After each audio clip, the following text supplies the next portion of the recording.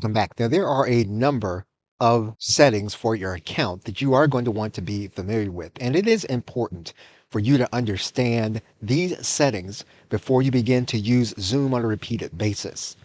You're going to go to your left side menu, and you are going to go to your account management section.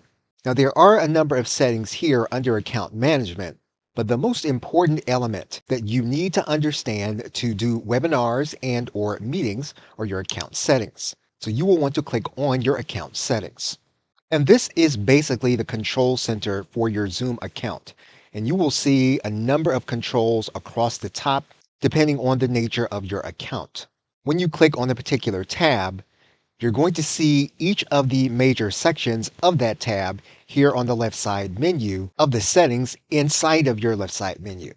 And again, before you do one meeting or before you do a webinar, it is important to spend 15 to 30 minutes understanding each and every one of these controls because you may want to customize them for different individual webinars or meetings. For example, some settings, if you click on this note, you'll see that there are settings specifically for those that you will be experiencing inside of a meeting. And these settings change all of the time. When Zoom makes updates or they have additions, you will see changes being made to this section.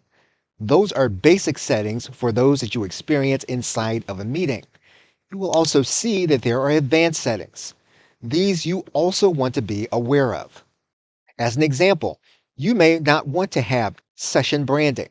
And so if that's the case, you can turn off your session branding. You may or may not want to have Production Studio enabled. It is enabled by default. If you want to allow individuals to ask questions in meetings in the Q&A app, you can enable this. If you don't want to have it, you can disable it. So again, these are going to be settings that you are going to want to go through one by one, and each one can be fully customized for an individual webinar. Now, once you customize each of these settings, it's going to be in place for the webinar or the meeting that you are doing. If you want to change it, you're going to need to come back to your account settings to change it again if you want the settings to be different. Now, interspersed inside of the meeting settings are some elements for webinars, and you're going to see them here in this area. You will also see that there are going to be webinar settings here on the left side menu inside of your account management tab.